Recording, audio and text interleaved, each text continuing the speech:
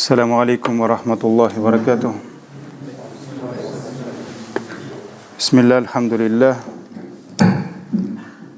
Салату вассаляму аля расулилля. Продолжаем наши уроки по средам.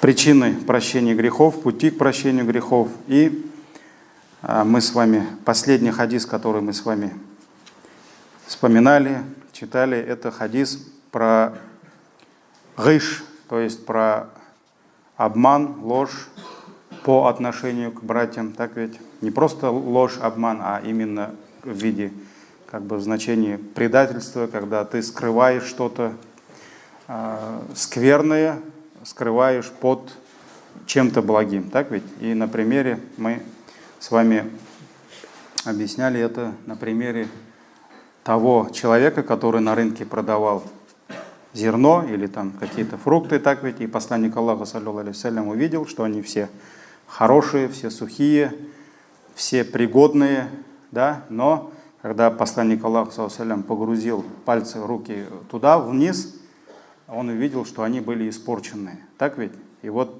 то, что он скрыл что-то плохое под чем-то благим, и он не показал это. Вот это и есть гыш по отношению к мусульманам. Поэтому посланник Аллаха по отношению к людям, то есть это не значит, что там не мусульман можно обманывать, да? Поэтому посланник Аллаха сказал: «Ман гашшана фахуа лейса минна», то есть тот, кто будет обманывать нас, он не будет из нас. И довольно-таки длинный, содержательный хадис про обитателя рая. Так ведь хадис? То есть посланник Аллаха 3 дня подряд сказал, что вот сейчас через этот порог мечети войдет, вы увидите обитателя рая.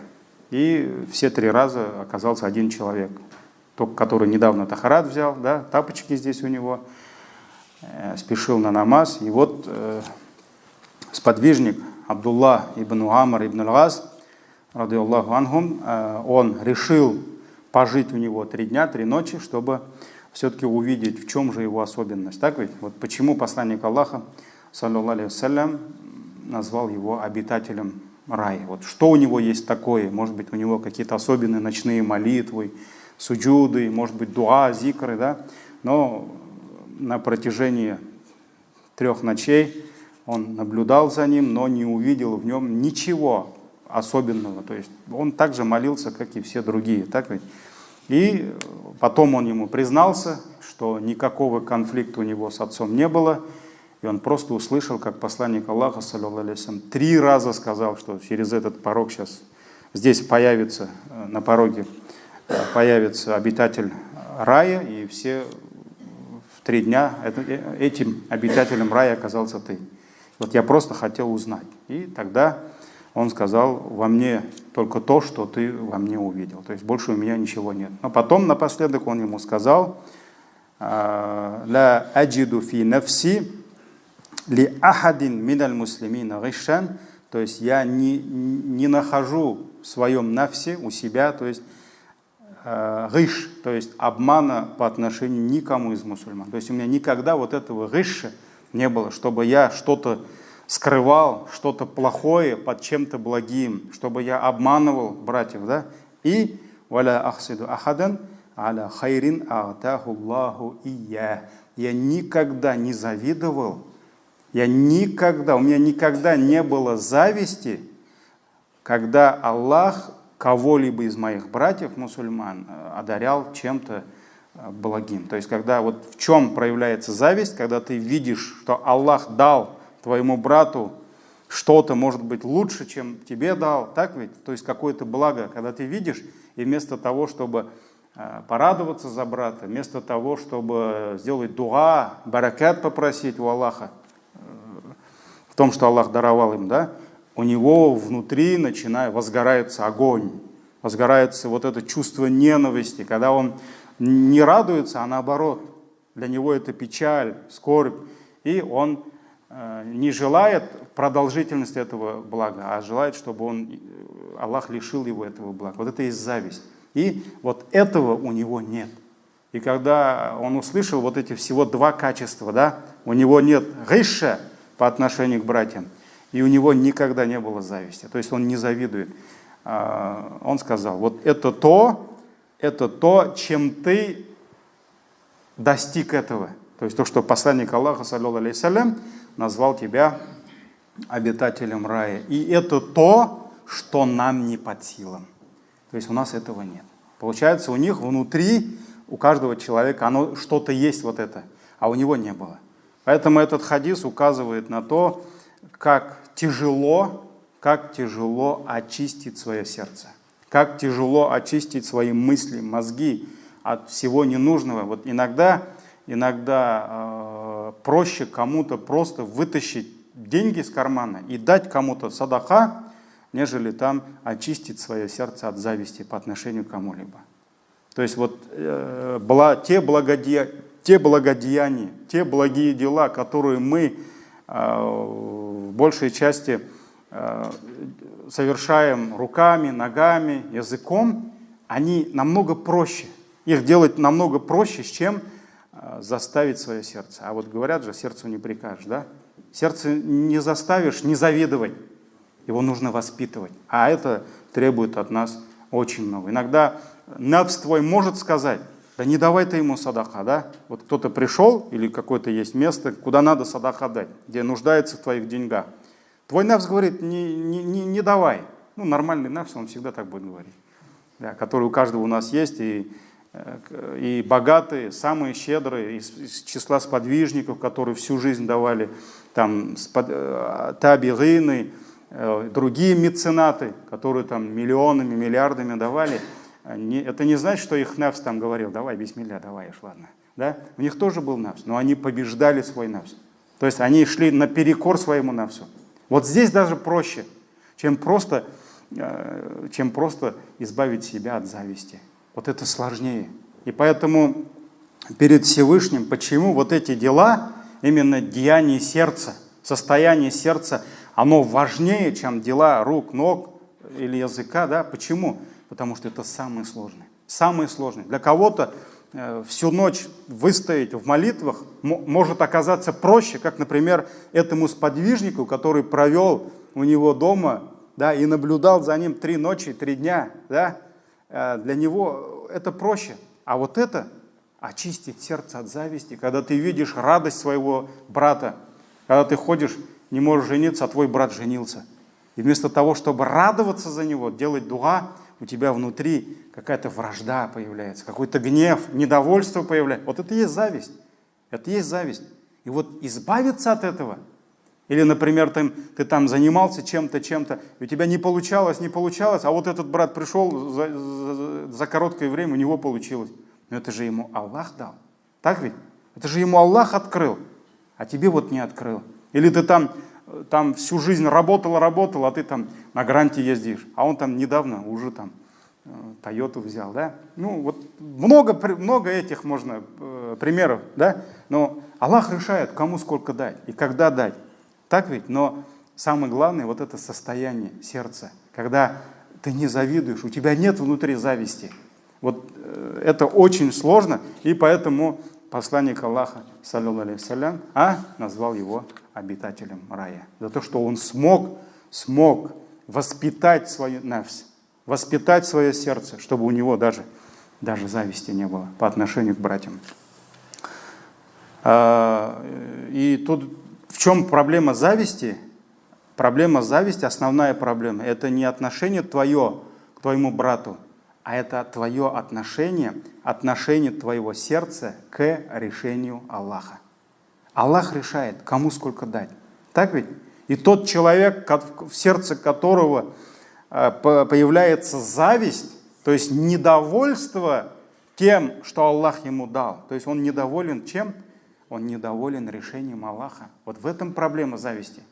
Он недоволен решением, значит, у него проблема в сердце. А вот этот человек, он по милости Аллаха, да, он смог это решить. И вот посланник Аллаха назвал его обитателем рая. Следующая причина, тоже одно из деяний сердец, аль-хуббу филля, любовь в Аллахе. То есть любовь по отношению друг к другу только ради Аллаха. Аль-хуббу филля. Братство в Аллахе. Посланник Аллаха, саллаллаху алейхи вассалям, сказал: «Каля Аллаху та'аля». Всевышний Аллах сказал. То есть посланник Аллаха, это священный хадис, хадис Кудси называется, передает нам слова Всевышнего Аллаха. И говорит, что Аллах та'аля сказал: «Аль-мутахаббуна фи джаляли». Аль-мутахаббун — это то есть те, которые полюбили друг друга. Мутахаббун — это те, которые полюбили друг друга фи джаляли, то есть в моем величии, то есть ради моего величия, ради меня. Те, которые полюбили друг друга ради моего величия, лахум, для них Аллах приготовил манабиру мин нур. Аллах приготовил для них в судный день минбары. То есть минбар, минбар, там, трибуна, можно, да, назвать, кафедра. Всем понятно, минбар — это что-то возвышенное. Он будет выше других в судный день. Им Аллах приготовил для них минбары миннур, из нура, из света. И видя вот эти возвышенные места, которые будут занимать те, которые полюбили друг друга ради Аллаха, ягбитугумун набиюна ва шухада. То есть им будут завидовать даже пророки и шахиды, великомученики, которые погибли на пути Аллаха. То есть Аллах Тааля даст им такие возвышенные места, что здесь это будет завидно даже кому?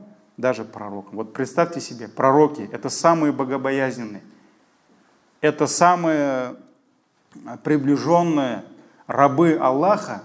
И вот обычные люди, не пророки, не сподвижники пророков, так ведь, не приближенные пророков, не шахиды, а обычные мусульмане, которые будут любить друг друга, не потому, что он тоже татарин, или там тоже русский, или там тоже у него тело, или там тоже с моего масхаба, и там все нормально, да? В нашу мечеть ходят, да? Нет, просто потому, что он тоже мусульманин, он твой брат, он тоже живет под сенью ислама, он тоже поклоняется тому, которому ты поклоняешься. Он тоже просит у Аллаха то, что ты у него просишь, так ведь, рай. Вот это твой брат, это просто твой брат в исламе, да? Вот их места увидят, их возвышенные места увидят пророки, да, и они будут просто завидовать. Потому что это будет действительно, это будет великое вознаграждение за то, что мусульмане полюбили друг друга только ради Аллаха. Только ради Аллаха. И этот хадис сахих, достоверный, в сборниках имам ат-Тирмизи, Ибн Хиббан, Хаким, от Муада. Этот хадис передается от Муада, радийаллаху анху. Также другой хадис, где посланник Аллаха, саллаллаху алейхи вассалям, сказал: «Инна Аллаха та'аля якулу яумал киямати», воистину Всевышний Аллах скажет в судный день скажет: «Айналь мутахаббуна биджаляли», где те, которые полюбили друг друга ради меня, ради моего величия. Где они, те, которые полюбили? «Яума узиллюхум фи зилли», сегодня я закрою их своей тенью, то есть тенью своего арша. Потому что в другом хадисе говорится: «Сабаатун юзиллюхум Аллаху фи зиллихи, яума ла зилля илля зилля». То есть 7 категорий людей, Аллах, посланник Аллаха, сказал, 7 категорий людей, Аллах их закроет тенью своего арша, своего трона в судный день, когда не будет для них другой тени. Когда не будет для них другой тени. То есть мы знаем, что в судный день одной из трудностей, испытаний, это только одно из трудностей судного дня, то, что по воле Аллаха солнце приблизится к людям. И оно будет находиться очень близко от нас. Где-то говорится, что это миля будет, миля. Но это не та миля, может быть, потому что там не говорится, это не та морская миля, да, которая больше там километра. Потому что есть еще в предании ученые говорят, что миль называлась вот эта палочка, которую красили женщины сюрьмой. То есть это означает, что, ну, даже если миля, километр, да, то есть солнце будет очень близко. Вот если сегодня солнце так греет землю, и иногда очень тяжело под солнцем находиться, да, а оно находится там 150 миллионов километров от нас, да, вот невозможно представить, что солнце будет так близко. Где-то говорится в хадисе, что на размер копья. То есть он на размер копья будет только. Очень близко. Но солнце, оно не будет убивать людей. Потому что если в этой жизни приблизиться к солнцу, да, оно сожгет все. Но оно будет другим. Но жажда от этого солнца, зной, жара, она будет невообразимая. И люди будут потеть, кто-то по щиколотке, кто-то по колено, кто-то по пояс, кто-то по шею, кто-то вообще будет утонет в своем поту. То есть это будет сложное, очень тяжелое испытание еще только судного дня. А ты еще впереди. Аллах сахласан. И вот в этот день не будет другой тени. Ни камней, ни под камнем не скроешься, ни под зданием, ни под крышей, ни под там зонтиком, ни деревьев не будет. Потому что мы знаем, что вот эта площадь Махшар, куда люди будут собираться, она, как в хадисе говорится, она будет подобна, как будто там отлили серебро. То есть вот ровно-ровно. И там ничего не будет, никаких знаков, никаких камней. Вот все люди соберутся там, и вот тогда солнце приблизится на расстояние копья. И люди будут потеть, но не будут умирать. 50 тысяч лет. И вот единственная, как в хадисе говорится, единственная тень, под которой скроются те, кто Аллах Тааля пожелает, да, кого? Вот это будет тень трона Аллаха. И вот в этом хадисе, где говорится 7 категорий, один из них это 2 мусульманина, которые полюбили друг друга ради Аллаха. И вот это будет одной из категорий. И вот здесь, возвращаемся в наш хадис, воистину Аллах Тааля скажет в судный день, где те, которые полюбили друг друга ради моего величия, то есть ради довольства Аллаха, аль-яума сегодня удиллюхум фи дилли, я закрою их своей тенью, то есть тенью своего арша. Яума ля дилля илля дилли, и не будет в этот день ни одной тени, кроме как моей тени. То есть кроме как тени от моего трона. Этот хадис в сборниках имам Муслима и также имам Ахмад передает от Абу Хурайра, ради Аллаху анху. Поэтому это вот вознаграждение Аллаха тем, которые полюбили друг друга только ради Аллаха. И третий хадис, посланник Аллаха, саллаллаху алейхи вассалям, сказал, «Каля Аллаху Та'аля», и сказал Всевышний Аллах, «Хуккат махаббати лиль мутахаббина фия». То есть, хуккат, то есть свершится моя любовь, то есть достигнут моей любви, получат, увидят мою любовь, лиль мутахаббина фия, то есть постигнет моя любовь тех, которые полюбили друг друга ради меня. То есть добьются моей любви те, которые полюбили друг друга ради меня. Даже когда в хадисе говорится, когда один сказал другому, я люблю тебя ради Аллаха, тот как ответил? Да полюбит тебя тот, который дал тебе возможность любить меня ради него. То есть да полюбит тебя Аллах, который дал тебе любовь по отношению ко мне ради него. И вот поэтому Аллах любит тех, которые любят друг друга ради него. Ради него. «Вахуккат махаббати». Также Аллах Тааля продолжает. И также получит мою любовь, то есть постигнет моя любовь тех, лиль мутавасилина фия, которые будут поддерживать связь, отношения между собой ради меня. То есть этот брат всегда созванивается, всегда держит связь с этим братом не ради того, что там ему денег должен, или там, когда он с ним дружит, ну, это всегда хорошо, вот с ним подружишься, там у тебя и вопросы будут решаться, и это, и то, да. Нет, фия. Аллах Та'аля говорит, фия, ради меня. Только не потому, что с ним выгодно дружить, не потому, что с ним лучше держать связь.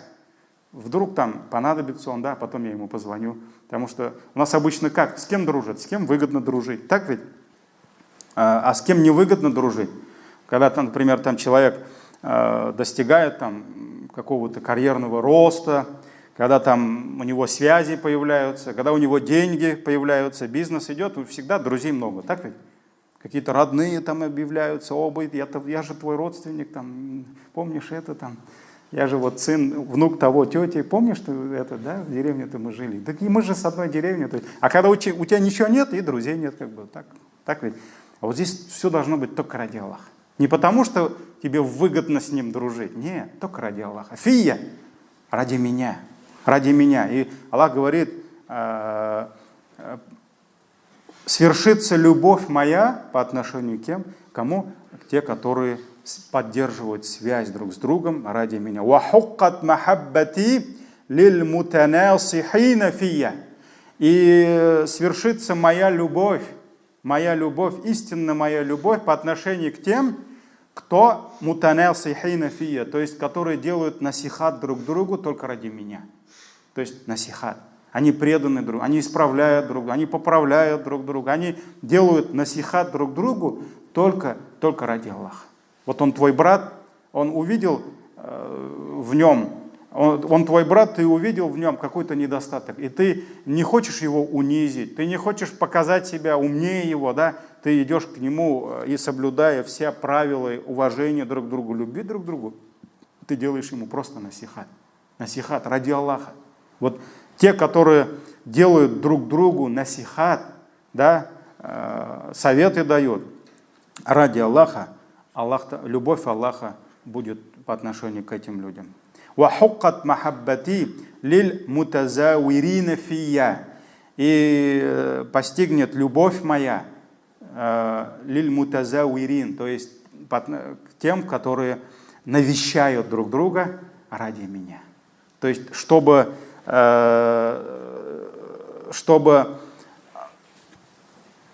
подкреплять связь, любовь и дружбу, братство, нужно что делать? Нужно общаться. И иногда мусульмане должны просто посещать друг друга. Например, мы знаем очень много хадисов, и они были причиной прощения грехов, да, отдельные. То есть мы говорили про посещение больного брата. Когда ты утром посещаешь брата, 70 тысяч ангелов будут дуа делать за тебя и просить у Аллаха прощения за твои грехи. Если на ночь глядя, вечером ты посещаешь своего брата, то до утра они будут дуа за тебя делать. Так ведь? Много других хадисов. Есть хадис, когда посланник Аллаха саллаллаху алейхи ва саллям говорит, что один мусульманин вышел из своего селения, да, там из города, и пошел в другое селение, чтобы просто навестить своего брата. И Аллах Та'аля в образе путника, в образе человека отправил к нему ангела. Ангел, потому что ангелы, когда приходят к людям, они приходят в образе людей. Так ведь? И этот человек, ангел, спросил у него: ты куда направился? Ты куда направляешься? Он говорит: а вот я вот в это селение, в эту деревню, в этот город, так скажем. Да? И он спросил: а зачем? Что там есть? Он говорит: а там живет мой брат, мусульманин, да, которого я люблю. И он спросил ангел: а может быть что-то есть, которое вас связывает? То есть он что-то тебе задолжал, да, или ты ему, то есть ради дунья, ради мирского? Нет, говорит. А в чем тогда причина? Просто, говорит, я его люблю ради Аллаха. И вот тогда ангел сказал: да полюбит тебя тот, которому Аллах Та'аля,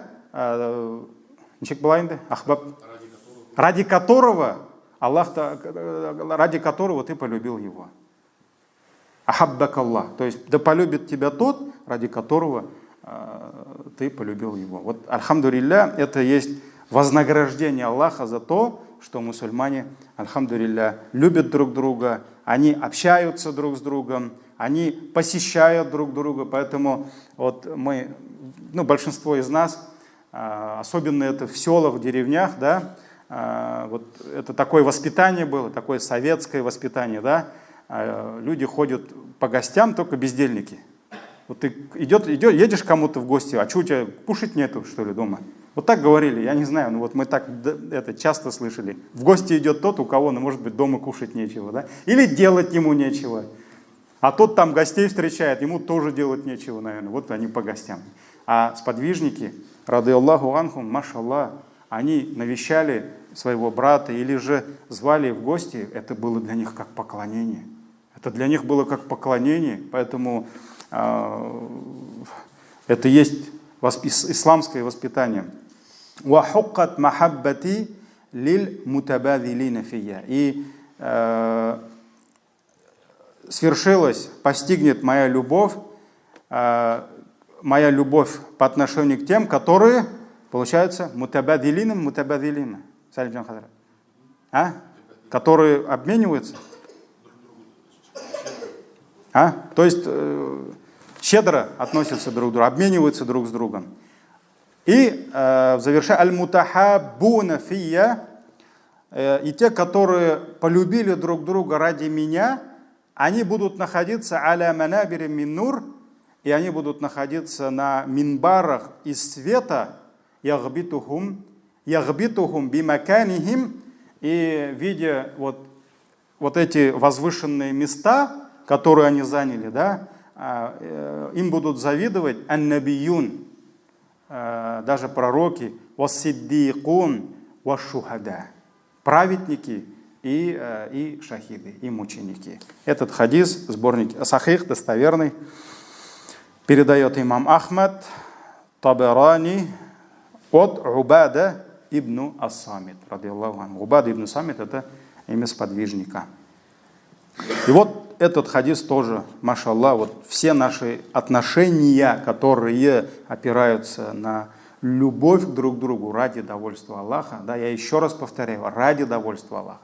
Потому что иногда можно любить брата, потому что он все время тебе помогает, машаллах, все время тебе улыбается, так ведь? Все время там выручает тебя, так ведь? То есть не потому, что с ним выгодно, полезно для тебя дружить с ним. Нет, просто ты любишь его ради Аллаха, потому что он твой брат. Иногда у него могут быть какие-то недостатки, а эти недостатки у нас у всех есть, так ведь? Иногда, может быть, то, что он скажет или там, то, что сделает, не всегда порадует тебя, да, но это твой брат, и ты должен любить его ради довольства Аллаха. И, иншаллах, если ты будешь любить твоего брата, который вот стоит и слева, и справа от тебя, да, который намаз с тобой читает, который также поклоняется Аллаху, иншаллах, Аллах Тааля вознаградит тебя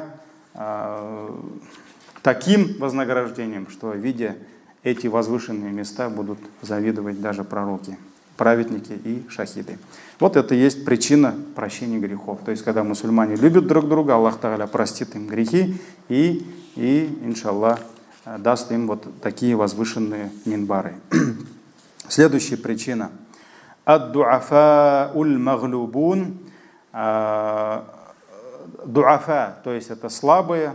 Маглюб, то есть это тот, который поражен, то есть его победили. То есть поражен, может быть, трудностями судьбы, поражен испытаниями, то есть он находится в слабом положении, слабость.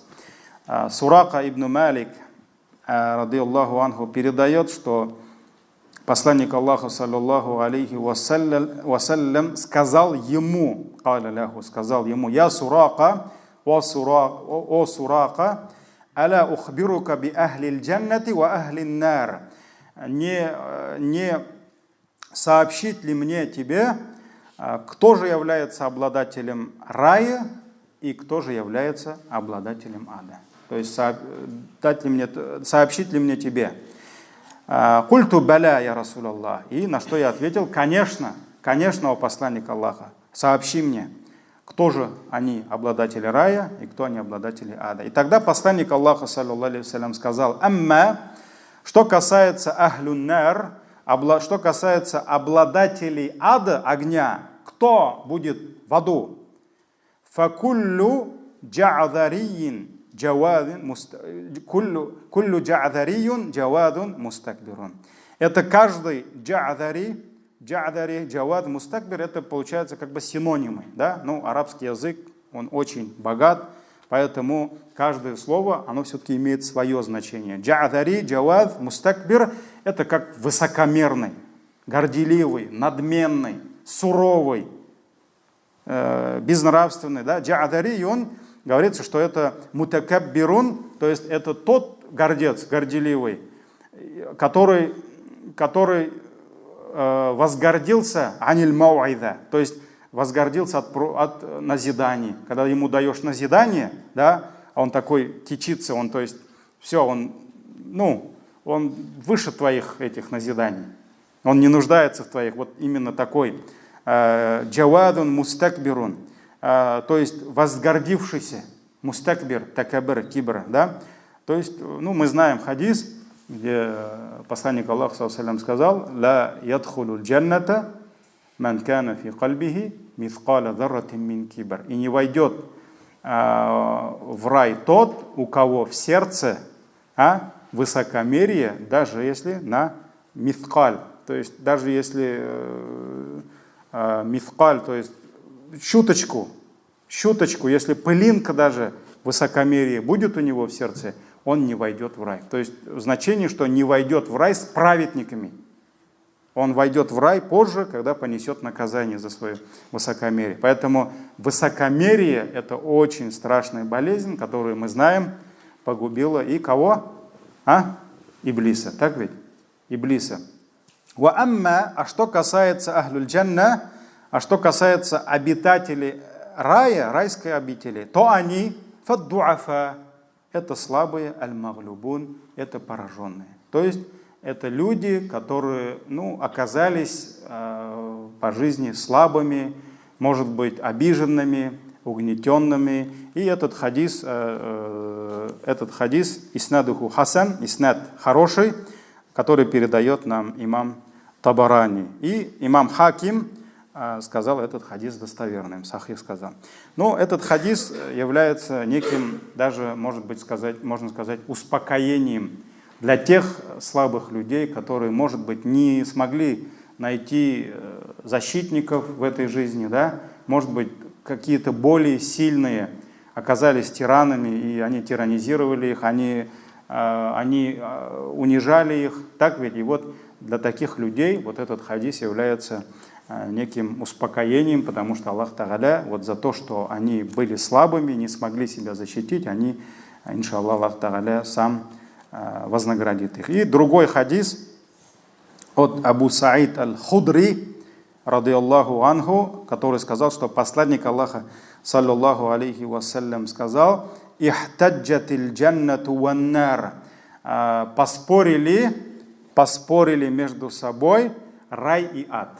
То есть вот получается, даже рай и ад, они, оказывается, могут поспорить.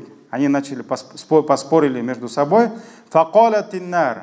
И тогда сказал огонь, сказал ад: «Фия аль-джаббаруна валь-мутакаббирун». То есть заходят в меня, в ад, одни тираны и гордецы. То есть, никого нормального нет, да? Вот я ад, мне вот приходится принимать только кого? Только самых плохих. Одни тираны и гордецы. Тогда рай тоже пожаловался. И он сказал: «Фия дуафа уль муслимина ва масакинухум».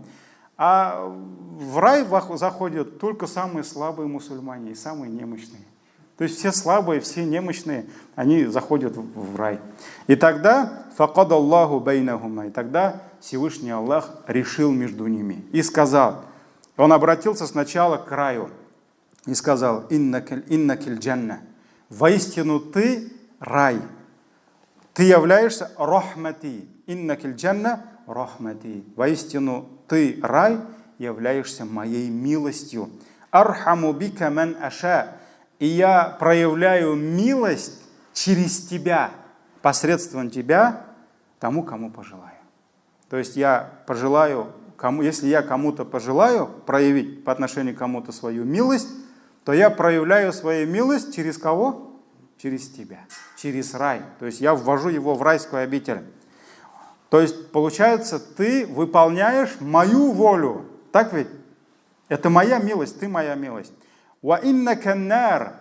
И тогда Аллах обратился к аду и сказал: воистину ты, огонь, адаби, ты служишь моим наказанием. То есть ты занят чьим делом? Чьими поручениями? Ты мое наказание.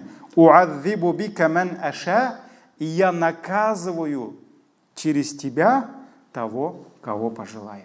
То есть, если кто-то окажется в аду в тебе, значит, это мое наказание. И тобой я наказываю его. Ва ликуллейкума алейя милуха. И у каждому из вас я возлагаю свое, так сказать, милуха, то есть содержимое. То есть я решаю, кому быть в аду, и я решаю, кому быть в раю. Этот хадис, сборник имама Муслима, сахих, достоверный хадис. Вот тоже этот хадис указывает на то, что очень много тиранов, джаббарун, они занимались вот этим зульмом, несправедливостью, тиранией, потому что они обладали какой-то силой. Так ведь? И поэтому, когда Аллах Тааля кому-то дает возможность, будь то там финансовые возможности, будь то там какие-то административные ресурсы, да, власть дает, здоровье даже дает, кулак дает, да, сильный. Это испытание. Это испытание, потому что через это он может оказаться в аду. Вот этот хадис как раз служит этому. Во-первых, он, обладая этой силой, этими деньгами, этой властью, он может использовать это в недостойных делах. Он может проявлять зулем, несправедливость по отношению к слабым. Во-вторых, мутакаббирун.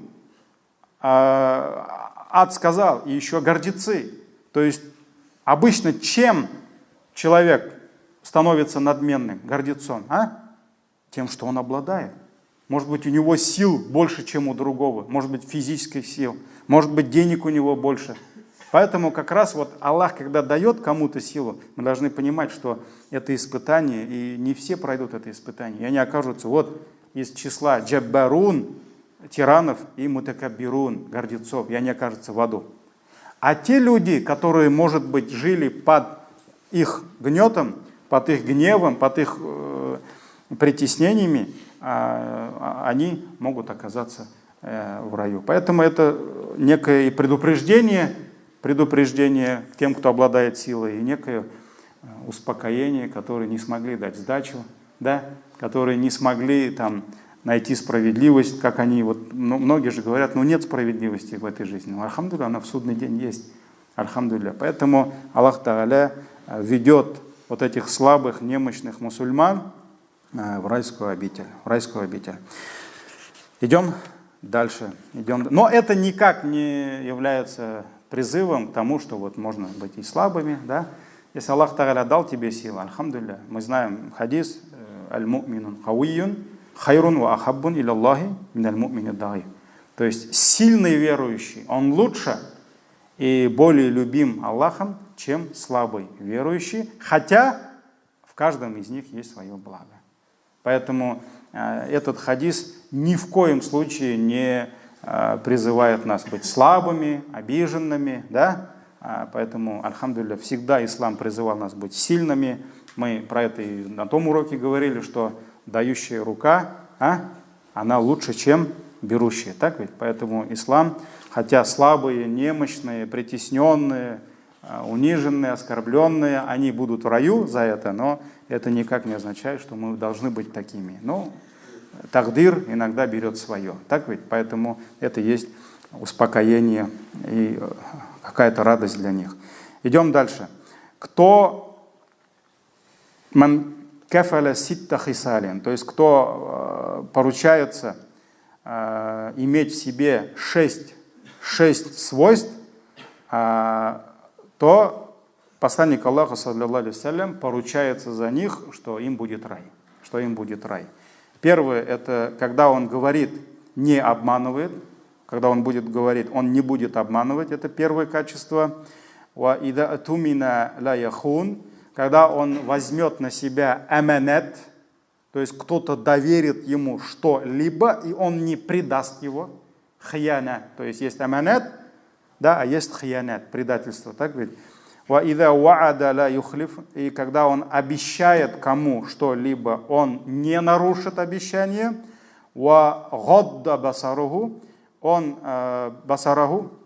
Он будет опускать свой взор, то есть от запретного. Он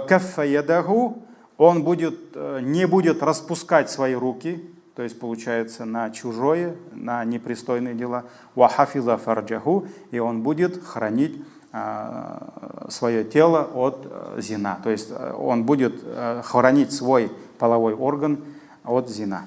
И посланник Аллаха, саллаллаху алейхи вассалям, сказал: «Укфулу ли биситтин», то есть поручитесь, обещайте мне 6 вещей, акфулу лакум биль джанна, я поручусь за вас, что вам будет рай за это.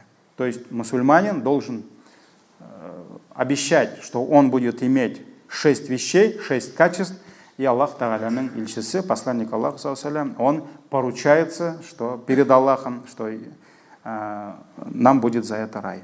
Первый, да, хаддаса ахадукум фаля якзиб. Когда кто-либо будет из вас говорить, а говорить нам приходится всегда, каждый день, да, фаля якзиб, пусть он не обманывает. Ложь, обман – это одно из самых страшных грехов, и, к сожалению, тех грехов, которыми мы пренебрегаем.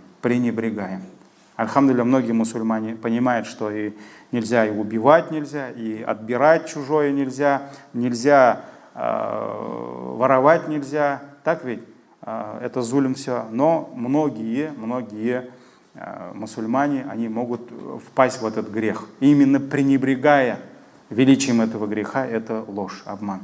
Поэтому фаля якзиб, если он будет говорить, пускай не обманывает. И мы знаем хадис, что нельзя обманывать. Посланник Аллаха, саллаллаху алейхи вассалям, обещал рай. Где? На краю или в середине? Кто будет говорить только правду и ничего кроме правды, даже когда шутят. То есть даже когда шутит мусульманин и мусульманка, они не должны обманывать. Фаля якзиб, пускай не обманывает. Ва иза атумина фаля яхун. Если он взял на себя аманат, то есть кто-то доверил ему что-либо, да, то пускай не предает. То есть аманат, оно такое очень слово, которое имеет очень много значений, очень такое с глубоким смыслом. Но для нас, для многих, аманат — это вот когда кто-то к тебе приходит, да, берет что-то, например, там какие-то драгоценности, документы и говорит: вот, брат, я уезжаю туда-то, туда-то, бисмилля, я вот тебе доверяю, ты там богобоязненный, вот бисмилля, возьми там через месяц, я у тебя это попрошу, да. И вот получается, ты взял, если ты это взял, ты взял на себя аманат, и ты должен беречь этот аманат. Не должны твои дети его достать и там сломать, разбить или там потерять. С ними не должно ничего случиться, потому что если ты будешь пренебрегать этим аманатом, и ты, получается, не сможешь через месяц вернуть благополучие, это называется уже хьянат, предательство. И это касается не только чего-то там драгоценного, документов, еще чего-то. Кто-то там может передать тебе как аманат просто слово. Даже не надо говорить, что это аманат. В хадисе, как говорится, если твой брат сообщил тебе о чем-то, рассказал тебе что-либо, и он оглядывался по сторонам, что это значит? Значит, он не хочет, чтобы другие это слышали. Для тебя это что? Аманат.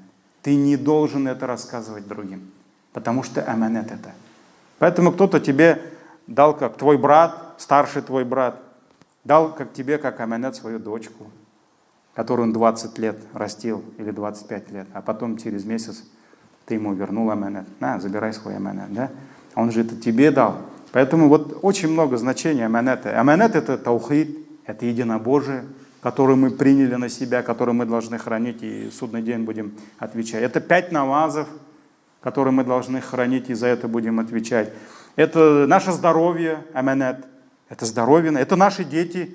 Аллах Тааля дал тебе детей, ты должен их воспитывать, только халяльной едой кормить и так далее, и так далее. Ты будешь в судный день отвечать, как ты этот аманат хранил. Поэтому, если тумина фаля яхун. Если ты взял на себя какой-либо аманат, фаля яхун, не предавай этот аманат. Ва ида ваада фаля юхлиф. И если ты дал обещание, то не нарушай. Если боишься, тогда лучше не обещай. Если обещал, все, ты не должен нарушать свое обещание. Ва гудду абсаракум, опускайте свои взоры. То есть опускать нужно взоры перед гауратами, перед чужими женщинами. Так ведь? Опускайте свои взоры. Следующее качество, которое мы должны иметь в себе, вакуфу айдиякум, остерегайте свои руки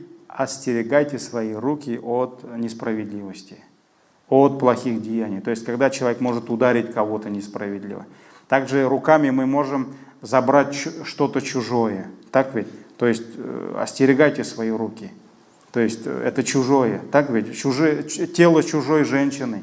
Вот это все, этого всего мы должны остерегаться. Вахфаду фуруджакам, ну вот как раз шестое качество, и храните свои половые органы. То есть в другом хадисе говорится, кто обещает мне, по-моему, этот хадис был, так ведь? Кто обещает мне хранить то, что между его губами и то, что между его ногами, то есть это получается язык и половой орган, то я ручаюсь, гарантирую ему, он будет в раю. Поэтому очень много людей,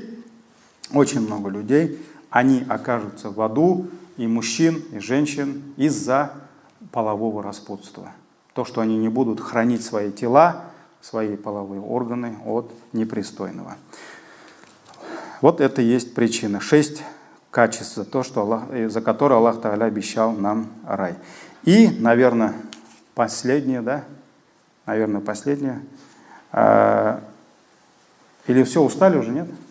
Никто там не заснул? Последний хадис, давайте тогда. Последняя причина. «Ман джаа бариан миналь кибри ваддейни валь гулюль». Кто пришел к Аллаху, получается, кто пришел к Аллаху в судный день, бариан, то есть чистым, миналь кибр, от высокомерия, ваддейн, от долгов. О, машалла, эту тему надо на следующий урок оставить. И валь гулюль. Гулюль это одно из видов, можно сказать, воровства. Таубан, ради Аллаху анху, передает, что посланник Аллаха, саллиллаху алейхи вассалям, сказал: «Ман джаа яумал киямати», кто придет в судный день, получается, к Аллаху, бариан мин талаth, то есть чистым от 3 вещей, то есть он должен быть чистым от 3 вещей, дахаль аль-джанна, он войдет в рай. То есть Аллах обязательно простит ему грехи, и он будет в раю. Первое аль-кибр. Это высокомерие, про высокомерие мы уже говорили. Второе – это аль-гулюль. Гулюль – это, если такое прямое значение, особенно это используется в этом значении, гулюль – это когда после завершения сражения мусульмане брали трофей. Так ведь? Мы знаем из жизни сподвижников, табигинов, так ведь? Они находили что-то, которое оставили противники.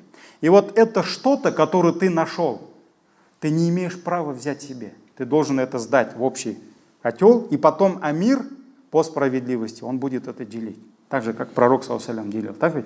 И вот, если кто-нибудь скроет то, что он нашел, до того, как это достигнет амира, так ведь? То вот это называется, вот это сокрытие называется гулюль. То есть это можно воровством, это один из видов воровства. Также гулюль, ученые говорят, это не воровство, а как называется? Присвоение. Это тоже одно из видов воровства. Присвоение, пользуясь своим там, социальным положением, например. Там, например, государственное имущество. Мин айбрурлаганам юк, урласам да колхознахам, говорят некоторые. Да? Я никогда не ворую, я ворую только у колхоза, ворую и все там. Ну, государство воровать можно, да, то есть, а где это написано? Поэтому, если человек, может быть, пользуясь своим каким-то социальным положением, может, то, что он там руководитель какой-то, да, или еще кто-то, если он будет пользоваться этим и присваивать что-то из организации или государственного имущества, да, не твое, вот это называется тоже гулюль. И в хадисе говорится, что те вещи, которые он присваивал вот так незаконно, или во время трофея, да, или же вот пользуясь этим своим положением, то все это погрузит на его спину. в судный день, и все это он будет нести на себе. Поэтому кто-то кирпичи, наверное, воровал, да? И в хадисе говорится, если это была корова, погрузят на его спину корову целую. Если это несколько коров, несколько коров. Если это был верблюд, верблюд. Вот в хадисе говорится прямо про это. Поэтому все люди будут видеть, как он мучается, и он действительно будет мучиться, таская вот это все.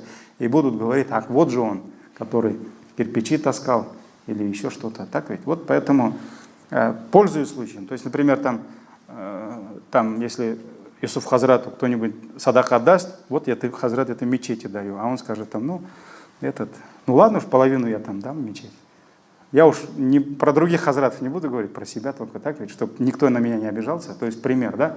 Вот если я пользуюсь случаем, что я хазрат, а человек же это дал мне как аманат, да, получается, я там половину себя оставляю, а половину только в мечеть. А он же сказал, это в мечеть, так ведь? Вот это как гулюль, один из видов гулюль. Когда я пользуюсь своим там социальным положением, то, что люди доверяют мне, дают, а потом я это шухры-мухры, туда-сюда, да? Вот это есть гулюль, Аллах согласен. И третий дайн, это долг. То есть мы знаем очень много хадисов, которые указывают на то, что если человек взял в долг, во-первых, он должен сторониться долгов, сделать все, чтобы не брать долг, а во-вторых, если человек, имея возможность, да, не вернул долг или не старался вернуть этот долг, или до того, как ангел смерти забрал его душу, он не пытался построить отношения с тем, кто дал ему в долг, и он ему не вернул, так ведь? Вот за этот долг он понесет наказание и в могиле, и в судный день. Даже Ибн Мас'уд, по-моему, говорит, что когда подойдет судный день муджахид, то есть который погиб на пути Аллаха, да, и ему скажут войти в рай, потому что он там погиб на пути Аллаха, и тогда скажут, у тебя есть один грех, то есть это долг, который ты не вернул, и этот долг вот так бросит в ад. И он упадет туда, на дно ада, и скажут, вот ты иди, пойди, верни вот это, а потом войдешь в рай. Это, по-моему, Ибн Мас'уд про это говорит. Но это можно поискать. Поэтому очень страшная вещь, когда братья-мусульмане берут у братьев долг, даже не пытаются возвращать, там, слышишь, он там весь в долгах, а поехал там хадж совершать, астагфируллах. Там ему скажешь, брат, ты как хадж совершаешь? Ну это же фарс там. Так ты же этому должен, тому должен. Человек не может жене там купить это, не может там это купить, потому что что? Он ущемляет права своей семьи, потому что ты ему должен и не возвращаешь. Как у тебя хадж примется? Или там, слышишь, там этот брат там мечеть строит, а этому должен, тому должен. Субханаллах, пускай другие строят, а ты возвращай долг. Поэтому где-то что-то можно сунну делать, можно и не делать, да, в конце до концов. А фарс, ваджиб, который ты обязан вернуть, это же не твои деньги. Получается, ты чужими деньгами, ты хочешь там, ты за него решаешь. Это же его деньги, а ты хочешь там умру сделать или там ифтар делает, например. Субхана, ты денег должен брату, оставь ифтар, пускай другие делают, ты верни ему долг, а потом будешь ифтар делать. Поэтому это очень важный момент, который, к сожалению, да, этим мы пренебрегаем. Очень много братьев, которые очень много должны, но, к сожалению, не так за это переживают. А в судный день, Аллах согласен, за это они понесут наказание. Этот хадис достоверный, раваху ан-Насаи, Ибн Хиббан, ад-Дарими, аль-Хаким, имам Ахмад, Тирмизи и так далее, и так далее. Вот на сегодня все. Иншаллах, следующая тема у нас будет аклюль халяль, питаться только разрешенным, валь амалю бис сунна, делать что-либо по сунне, ва адаму ида иннас, и не причинять, не наносить вред людям. Следующий хадис будет, вот, иншаллах, следующий урок. Тема следующего урока. А еще раз, дорогие братья, напоминаю, завтра у нас четверг по сунне, иншаллах, ураза, поэтому кто имеет возможность, обязательно сунна, соблюдайте эту сунну, и пусть Аллах Тааля примет и простит примет наши благодеяния, простит наши грехи. Субханак Аллахумма бихамдик, шаду ан ла иляха илля анта, астагфирука ва атубу илейк. Джазакумуллаху хайр. Саляму алейкум ва рахматуллахи ва баракатуху.